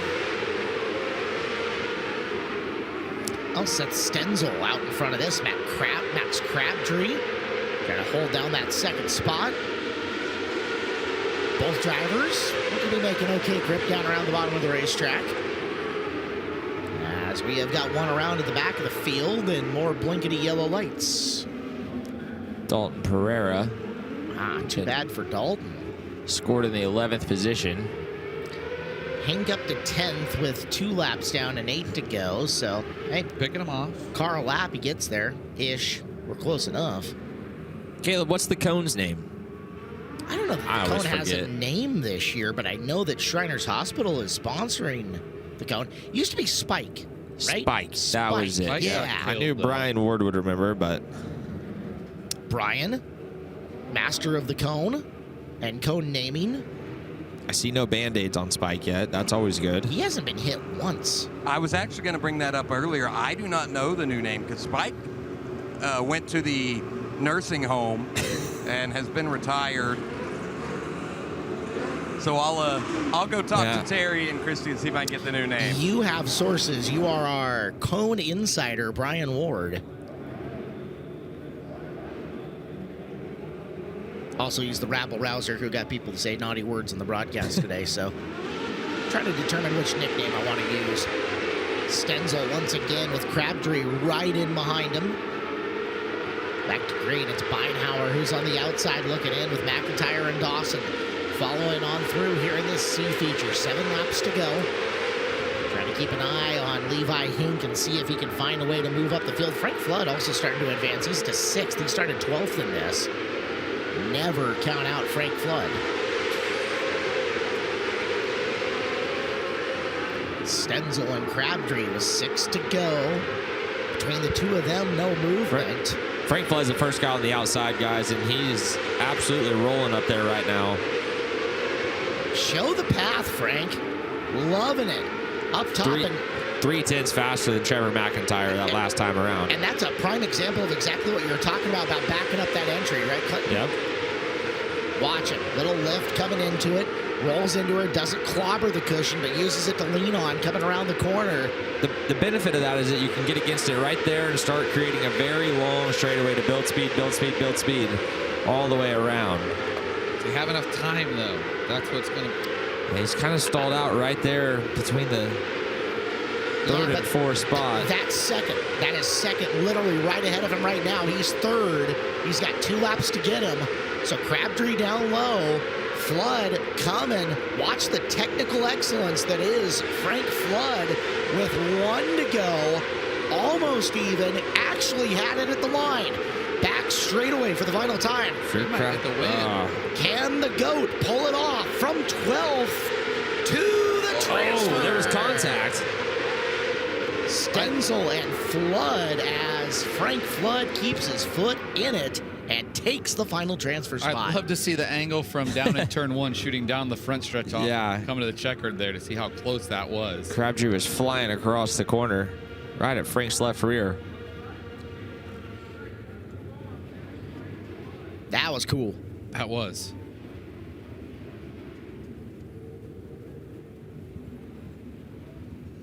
So C feature 4 is done.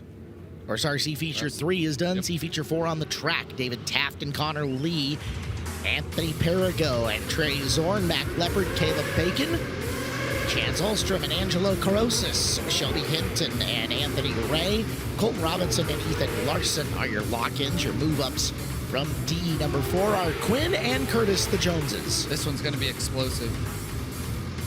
See what I did there? I'll be here the rest of the night. You're fired. Nah. Word is the Hardy and Jace Park interaction went starting with Colton Hardy. I'm not mad if you're not mad. Jay said, I'm not mad. I said, good. I like it. Yeah. That's two racers right there, just knowing that was just hard, aggressive racing. Yeah, I watched that whole thing go down, and it never raised to any level that looked like anything was going to happen. Chris?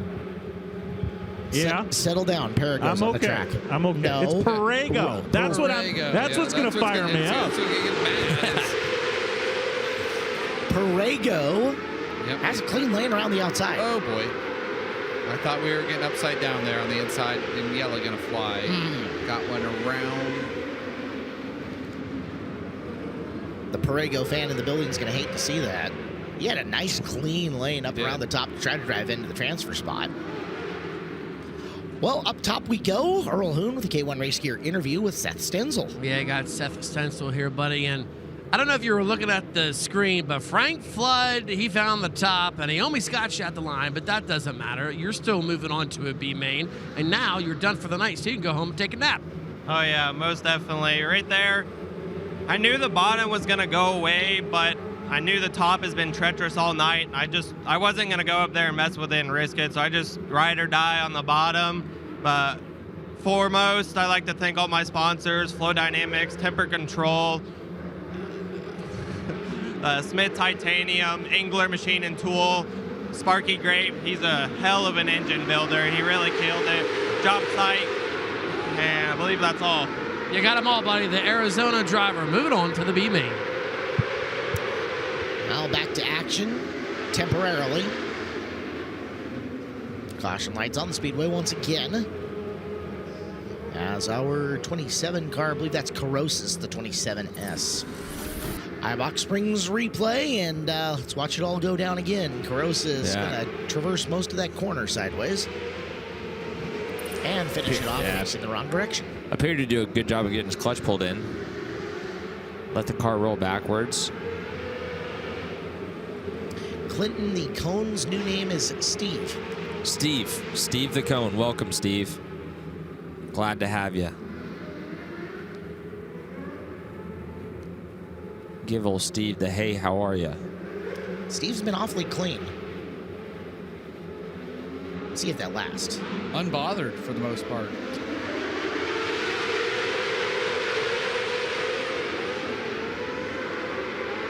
Restart. Connor Lee up on the high side. Digging for ground. We got one, two up into the cushion. Both of them survive. As this race finally gets a lap in. 1 down, 9 to go here in the C. Anthony Perego waiting in the wings. We're side by side for the lead. David Taft on the bottom with Connor Lee up on the fence, and Perego's right there. Taft leads the lap by 1/10, or Connor Lee leads by 1/10 of a second, and Trey Zorn into the mix as well. Every time I see the Zorn cars, the 3Z, I can't help but think of Brock Zierfoss. Same colors. Yeah. Oh, collision back to the pack. One stopping. It is our 34B of Robinson. Somebody was on the chip when they didn't need to be. Holy cow.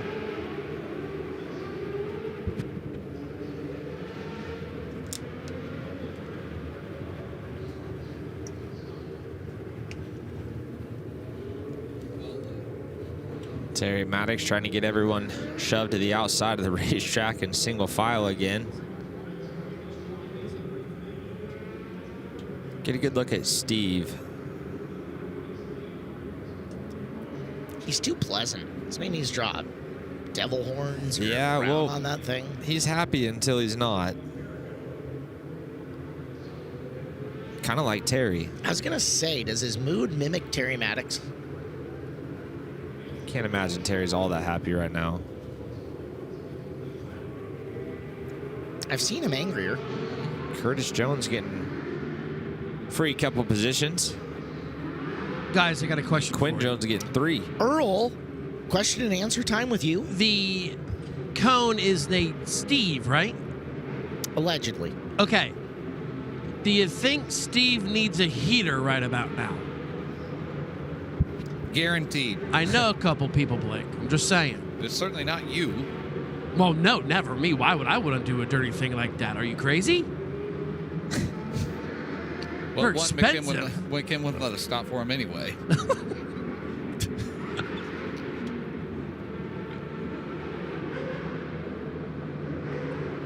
We're losing control of the broadcast, guys. You know, if the heater Earl Hoon Jr. becomes a thing. Heaters with Hoon after the races tonight. Lee has gone down to the bottom here on this restart with 7 to go, 3 in. Meanwhile, Perego with a monster run there. Yeah. Perego running the top a little bit different than we've seen. Kind of short sliding into it. Making a long run with some moisture. Almost kind of eases into the cushion in the middle of the corner. Settle down, Chris Moore. Not even hardly using the cushion. Just They're really sliding up to the moisture right there and trying to create a long drive straightaway. Wow. Uh-oh. For a guy without an abundance of micro experience, he looks like a natural in these cars.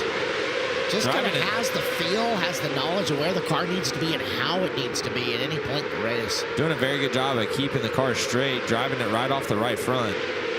Really changing his line now. Yeah. He's more entering in the middle and almost getting to the cushion off of exit. As we got one upside Curtis down. Jones in the 22 in the middle of all that. The 28U of Chance Olstrom. This has been my favorite race of this entire Tulsa Shootout. You guys just talking about how smooth a big block modified driver looks. It's really everything that dreams are made of. Well, if he could have dreamed up a track for himself, I think this has got to be about it, huh? Well, you said it. I mean, he's driving off the right front, and that's exactly what you do in the coil suspension that big block modifieds have moved to now. The weight shifts to the right front, and you just kind of work off of it, and that's exactly what Anthony Perego's doing. I hate to break this to you, Chris. Anthony Perego is just proving himself to be a race car driver. He did that. Like I said, that Trenton Indoor Nationals, I mean, that's a big deal. Pays $5,000 to win for the micro sprints, and that was his first time ever in a 600 micro sprint, and he went and won it over some guys who know what they're doing behind the wheel of those cars. I mean, I think what he's done is just watch today, because we've seen Larson do that successfully. I mean, I mentioned a couple of times I thought that was like a good way to get around this racetrack, and if we had that overhead shot, and we've seen it a couple of times from John Shields in turn number 1, you see what Perego's doing in that corner is he's got the drive tires consistently in moisture. Yep. Right? And there is moisture to be found all over the top side of that racetrack, but he's never getting into the black and he's never into the cushion. And we'll see it as the cars pace around the track, but there's not so much moisture on entry, it's just a lot on exit. So if you waste that time backing up your corner, trying to stay on the cushion all the way around on entry, getting to that moisture exit, you lose a lot of time. He's just shortcutting that process and running it wide open across directly at that moisture and shortening up the racetrack a lot. Brian Ward, you got a quick look at the Olstrom car. How bad was the damage out in the corner? Really just the front end. The axle was bent back. The left front radius rod was almost bent in half, and the shock was looked like it had some damage there on the left front. But it was a hard impact. I'm not sure what replay we had of it, but I watched Olstrom ride that cushion for about 5 laps in a row, and then it finally got him and sent him over. 3 laps left. It is Anthony Perego out in front. Connor Lee has had a good day today. Can he convert and move forward into B feature action here in the Hyper Outlaw Non-Wing division? He's down on the low side. Trey Zorn gonna go up top. He's digging for second place here with time running out in this feature. Yeah, 7 down. This time going to come to 8 down and 2 to go. Trey Zorn's trying. He's going to give it a rip up on the high side. Give her a go off of turn number 2 down the backstretch. He's about 3 car lengths behind going into 3. We're watching Zorn see if he can get close enough. He's going to seed a spot, or almost seed a spot down on the bottom of the racetrack to Shelby Hinton. Last chance for Zorn. Last lap for Perego, who takes another impressive win. He's going B-Main racing in the Outlaw Non-Wing, and he is taking Lee with him. Zorn slowing up at the very end. He's coming to you, Chris Moore. Anthony Perego wins C-Main number 4. He'll take Connor Lee with him to a back of a B-Main. Trey Zorn, Shelby Hinton, and David Taft round out the top 5. There, Non-Wing Outlaw Tulsa Shootout comes to a close.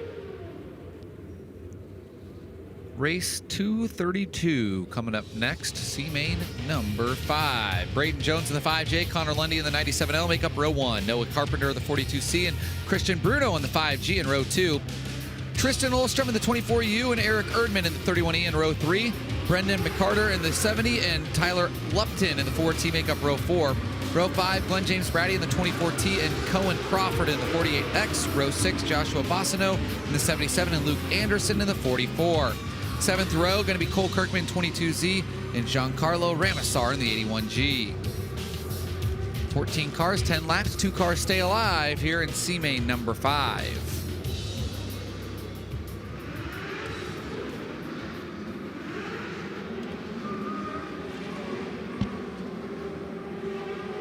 We'll see what happens here.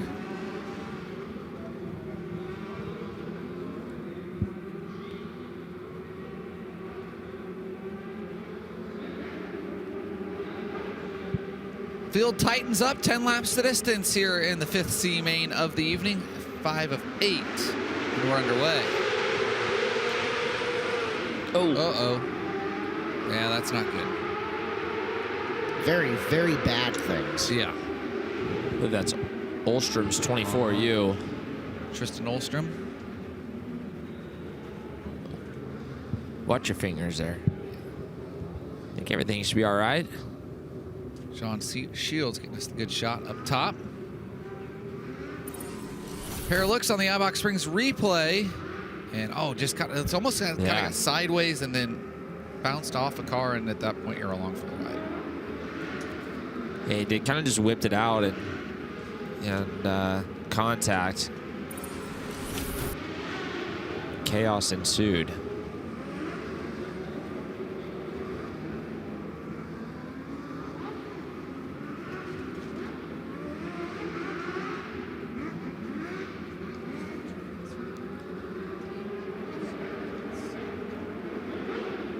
Well, here we go again, Blake. Give her another rip. Change that front row. Man, they're trying to go 5 wide there. It's crazy. If you're not in the top 2 rows, you're not safe. It's like we're back to the B main or E main and again. we got another one around. Stay clear. Get the lap, hopefully. We'll see if they get the lap scored or not. Appears to be Eric Erdman in a 31.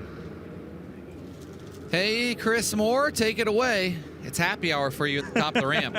I was just telling him how you guys were all talking him up, starting to earn some respect out here, Anthony. What was your game plan running the top? We saw Frank Flood right before you just pounded. You were kind of more easing into it. Yeah, I was watching right before there, and the guy in about 4th was just pounding the outside. And, there's a great strip of brown off of 4 and off of 2. And, the more I was floating into it, the better we were. So, just a modified experience coming along there. And thanks to Bob Henschel for getting this car better and better every time we hit the track. I was going to say, and you're getting better and better behind the wheel of a micro, too. Keep it rolling for us. Yeah, I'm going to have to start working out because this shit's tough. There you go, guys. Thank you very much, Chris Moore. Well, attempt number 3 here at lap number 1. We'll give it a go again. They're taking their sweet time here, Clint Boyles. They are. They're just enjoying their time on track. It might be their last if they don't run top 2. So they want to get their money's worth. We've ran a handful of caution laps already. Yeah. And we talked about weight. At what point, Man, if I'm in one of these races, I think I'm putting an extra gallon of fuel. I mean, 7 pounds, right, is what you're going to sacrifice to probably get you another 30, 40 laps out of the thing. Because we've ran some yellow laps without getting a lap even complete yet. We sure have. We'll try this one more time. Here we go, 3 wide again. Oh, boy, we got cars. I think we stayed clean. Oh, no. That's going to be the 4T, Tyler Lupton. So, attempt number 4, Caleb Hart. I think we go single file here. I think we do. I think this is a opportune time for me to duck for the rest of the night. It is my evening on the off shift, so you guys have a good time. Chris Wellner sliding on in for the rest of our elimination races for the rest of the night, and I'll see you tomorrow morning. We know you're just going to go to the hotel and watch us. I'm going to turn the broadcast on and do laundry, so I have fresh clothes for the rest of the week. Well, that's good. Yes. We appreciate that. You're welcome. We'll see you tomorrow morning, guys. Yeah, We're thank on the you very job. much. Clinton, Mr. 4 for 4. Yeah, print that T-shirt. We'll All try. right, guys.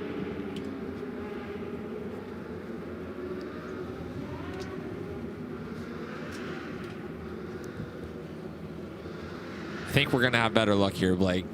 Single file. I hope so. We're getting these last couple C mains have been brutal. We're getting to E main territory here, Clinton. Yeah. Where it's like, just come on, guys, give us a couple of laps. Let's get spaced out. Right. Settle in.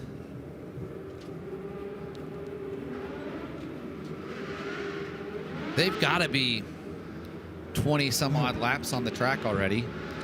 Yeah, they tick off pretty quick around here, and there's Terry, single file. And I think the one thing to remember about this is, if you're 10th on back, which I'm not saying we should do this, but when the green light's on, it's green. Let's go. I mean, there's no cone that you have to wait for. High, low, doesn't matter. Leader fires, we're all fired. There we go. Well, knock on wood. Yeah. We appear to be settling in a little bit here, Clint. Christian Bruno down on the bottom in third position, and it's Brandon Jones up top. That's our battle for the transfer spot, and we'll see how Brandon handles the cushioning. It looks really smooth up there. He does. And fast. Yeah, Christian Bruno, very talented driver. Kind of taking the Perego route there of easing into it in the middle of the corner. Yeah, I really like that attack. It's a lot safer route to make laps around the top, and you can get a judge for your speed before you absolutely just have to lay it all out on the line. And I mean, him and Bruno just basically pacing each other right now, seeing who's going to mess up first. Meanwhile, Braden Jones out front. Bruno breaks the rhythm. He's going to try something different up top, and I was just going to say, I think the bottom's probably only going to get better and better as the yellow comes out. It's going to be the 31 car again. Eric Erdman brings out the yellow with 4 down and 6 to go in C main number 5. So now if you're Christian Bruno, I think you have to go back to the bottom. Yeah. The momentum for Noah Carpenter on the top is going to be minimal. Here's the iBox Springs replay, Clint.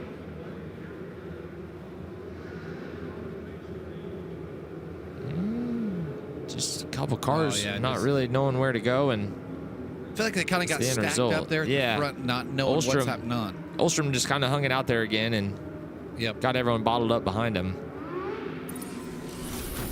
Minimal harm. Not much damage there, but they just kind of got into no man's land there, and at that point, you're out for a cruise. Blake, if you're Noah Carpenter right here, what are you doing on this restart? You short sliding yourself across? You going to rip the top? I mean, I think you continue with the short slide. That seems to be working. I just think it's too risky to rip the top. It is as volatile as we see that cushion be the last 10 races. Yeah, I agree. What are you with doing as a race car driver? I'm going to enter just a little bit off of Jones's right rear. Oh, you're going to go that much lower. Yeah, okay. I'm 2 or 3 lanes off the cushion entering. Try to get a good jump here, and you don't swing yourself all the way out, and he's just going to protect. He's going to go low. He opens himself up to a slide job. Christian Bruno is Bruno's a great racer, yeah. That was an easy read for him, but jumps the cushion off forward. Oh, wow. Parks it on him. That's where that volatile cushion comes into play. And hey, how about Luke Anderson saying, I'll throw my hat into the ring here? Yeah, Anderson had a tough go of it earlier, trying to make up for it here. Misses the bottom a little bit, but gets a good launch off the bottom of 2.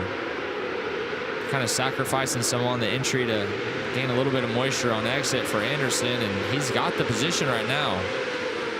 He's entering that bottom just about, it looks like maybe half a lane too high, but it seems to be working. You just wonder if you could enter a little bit lower, would it be that much faster? Yeah, we saw Bruno struggle and get over the cushion on turn 4 earlier, and I just wonder if he doesn't have the right rear grip to really go, hammer that thing. He makes really good straightaway speed, but gives up a lot right entry to center.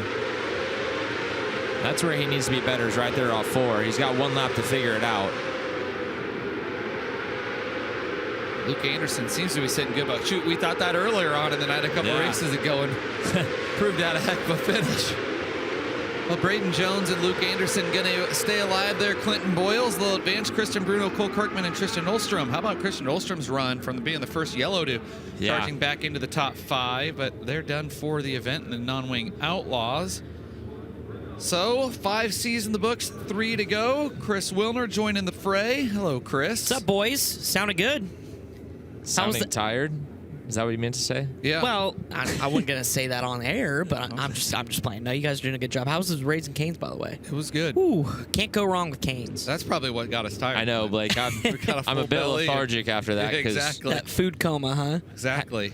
Mine had extra toast, and I did too. And I ate that's them. the way to go. I took about a 15-minute nap. I'm ready to rip the rest of the night. I did that earlier in that seat on my break. Took about a 10-minute nap, and it was just You didn't make your way to the top of Creed's Hauler there on the couch? No, I napped right in that seat right there. Wow. Girl's got a picture.